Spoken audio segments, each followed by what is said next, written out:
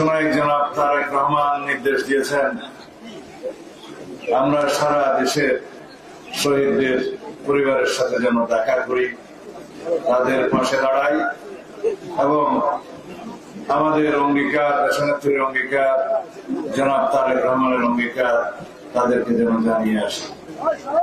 তারই অংশ হিসেবে আজকে শহীদ ইমন এবং শহীদ পলাশের পরিবারের সাথে আমরা দেখা করেছি। আমাদের যথাসাধ্য সাহায্য সহযোগিতা আমরা প্রদান করেছি এবং সারা জীবন তাদের পরিবারের পাশে থাকার প্রতিশ্রুতি ব্যক্ত করেছি, অঙ্গীকার করেছি।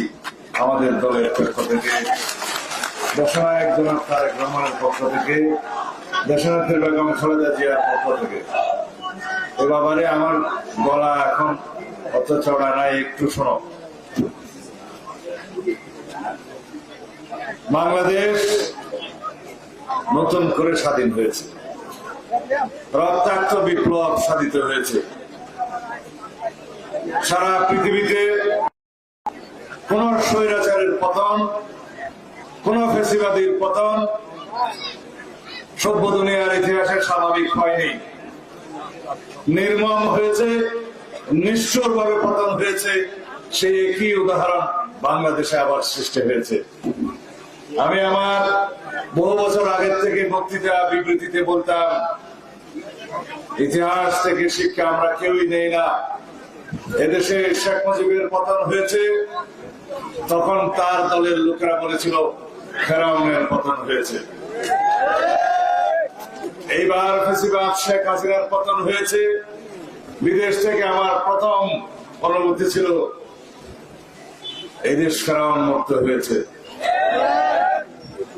পৃথিবীর দেশে দেশে স্বৈরাচারের পতন হয়, ফ্যাসিবাদের পতন হয়, মানুষ মুক্তি পায়।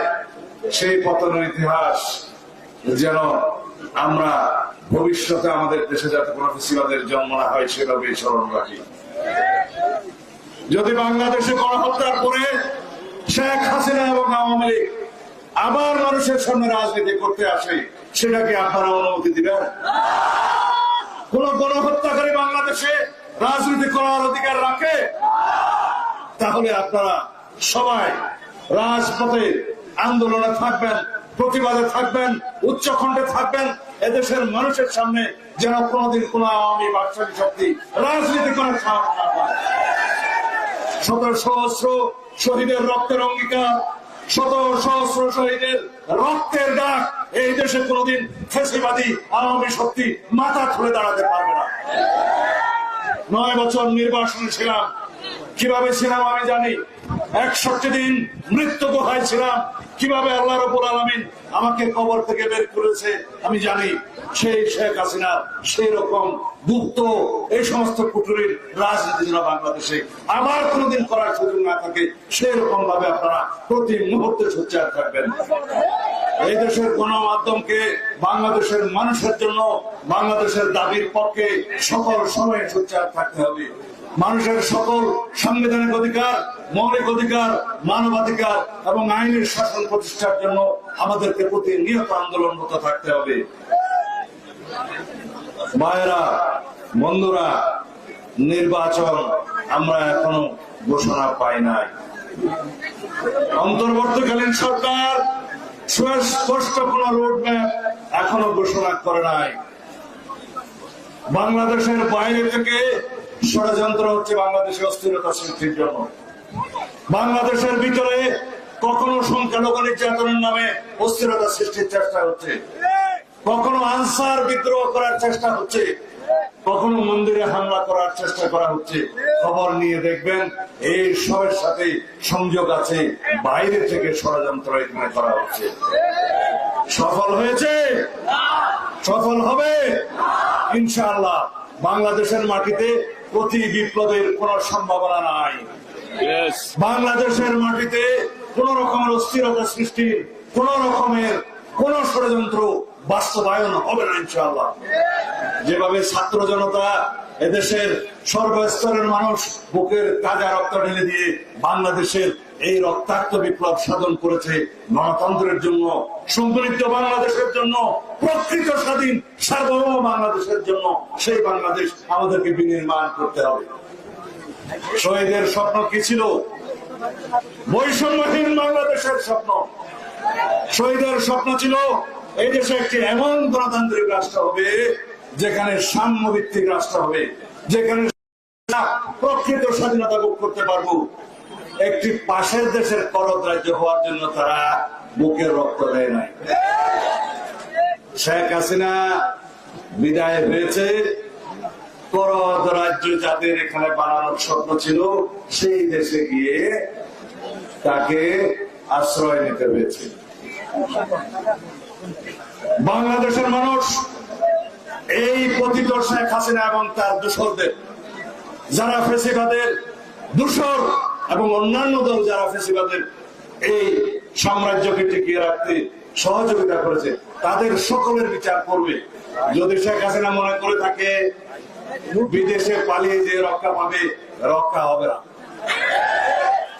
পৃথিবীর যে কোনাতেই শেখ হাসিনা আশ্রয় নিক না কেন, সেখান থেকে ফিরিয়ে নিয়ে এসে বাংলাদেশের মানবাধিকার কি যেন এটা আদালত করেছিল, মানবতা বিরোধী আদালত, মানবতা বিরোধী অপরাধের আদালত, সেই আদালতে বিচার করা হবে। যদি ফিরিয়ে আনা সম্ভব না হয়, আন্তর্জাতিক অপরাধ ট্রাইব্যুনালে বিচার করা হবে। ক্ষমা নাই, ক্ষমা নাই। প্রতি শহীদের হত্যার বিচার করা হবে। যারা আহত হয়েছেন প্রতিটি বুলেটের হিসাব নেওয়া হবে। যারা বাংলাদেশের এই নতুন স্বাধীনতা এবং নতুন বিজয় দিবস অর্জনের জন্য প্রাণ বিসর্জন দিয়েছেন, তাদের স্বপ্ন যাতে এই দেশে আমরা বাস্তবায়ন করতে পারি, সেজন্য একটি আহ্বান জানিয়ে আমি আমার বক্তব্য শেষ করব। কি সেই আহ্বান?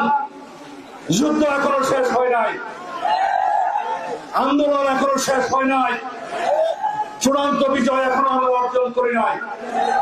সেদিন বিজয় অর্জিত হবে যেদিন বাংলাদেশে একটি প্রকৃত গণতান্ত্রিক ভাবে নির্বাচিত রাজনৈতিক সরকার গঠন হবে এবং এই দেশের সংবিধান সহ সমস্ত প্রতিষ্ঠানের গণতান্ত্রিক সংস্কার হবে। যেই দিন এই বাংলাদেশ প্রকৃত গণতান্ত্রিক রাষ্ট্র হিসেবে আমরা প্রতিষ্ঠিত করতে পারবো, যেই দিন এই বাংলাদেশে প্রকৃত আইনের শাসন প্রতিষ্ঠিত হবে, যেই দিন এই বাংলাদেশের মানুষ বিচার বিভাগে সুষ্ঠু বিচার পাবে, যেই দিন এই বাংলাদেশের মানুষ সমস্ত অধিকারের জন্য রাস্তায় আর কোনদিন গুলি খেতে হবে না, সেই দিন আমাদের প্রকৃত বিজয় অর্জন হবে। এবং সেই দিনের জন্য আমরা প্রতিনিয়ত অবিরত আমরা সংগ্রামে লিপ্ত থাকবো। প্রত্যেক মানুষকে সংগ্রামে লিপ্ত থাকতে হবে আমাদের সমস্ত অধিকার আদায়ের জন্য, সমুন্নত রাখার জন্য। ইনশাআল্লাহ সেই দিন আমাদের বেশি দূরে নয়। আমরা সেই জন্য প্রতিনিয়ত আহ্বান জানাই এই সরকার যারা আছে আজকে অন্তর্বর্তী সরকার, তাদেরকেও আহ্বান জানাই বাংলাদেশের মানুষের সামনে আপনারা খুব শীঘ্রই একটি নির্বাচনের রোডম্যাপ প্রদান করুন। এদেশের মানুষ জানতে চায় কখন তারা গণতান্ত্রিক ভাবে নির্বাচিত একটি সরকারের অধীনে আইনের শাসন ভোগ করবে। রাস্তায় আস্তে আস্তে শুনতেছিলাম, এখনো আমার টুকু বলছে, বাকিরা সবাই বলছে ভাই পিন্টু ভাইয়ের কথাটা বলে। আব্দুল সালাম পিন্টু আমার সহকর্মী,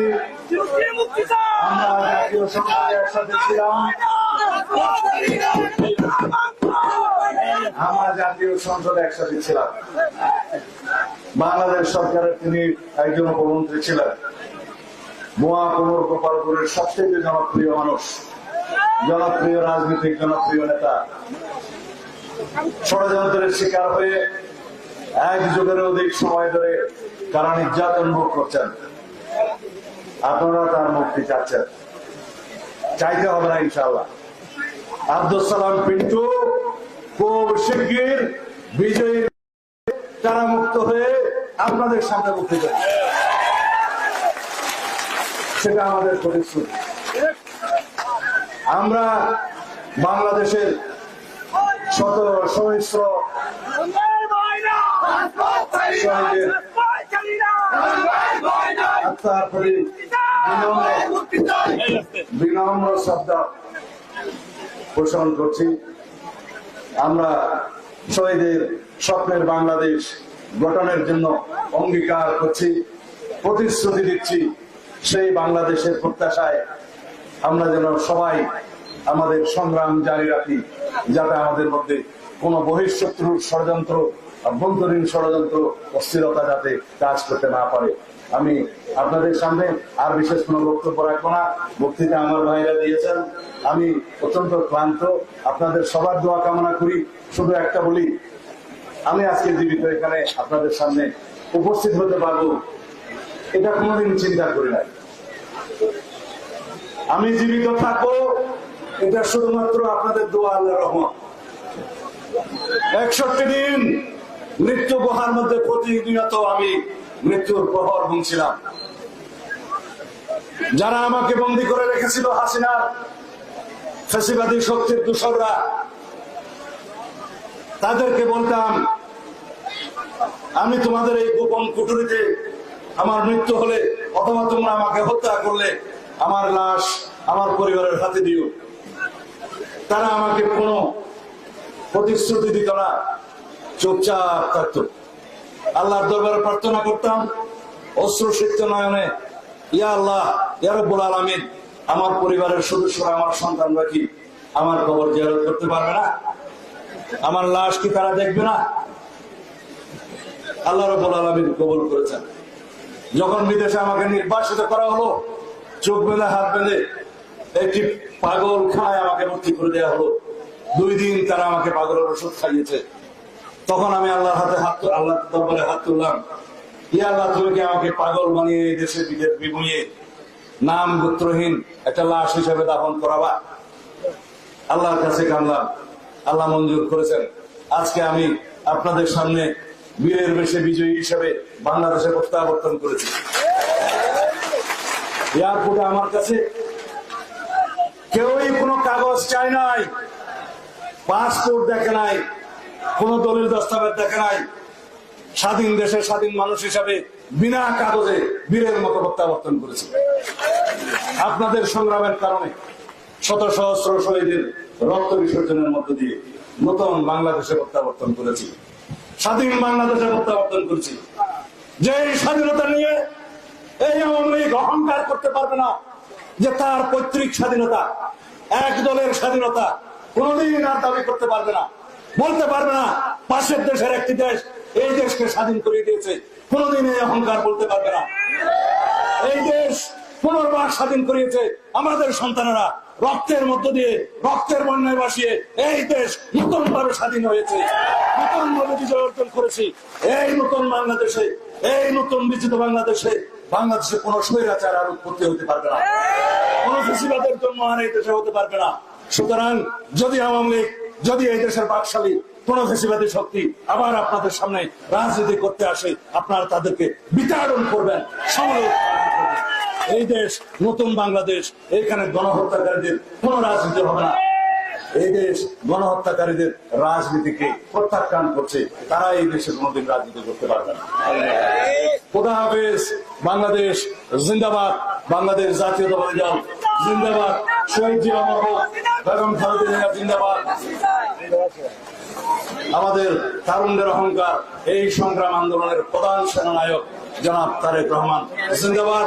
আমি শহীদ ইমন এবং শহীদ পলাশের স্মৃতির প্রতি আবারও বিনম্র শ্রদ্ধা জানিয়ে এবং তাদের আত্মার মাগফিরাত কামনা করে শেষ করছি। খোদা হাফেজ।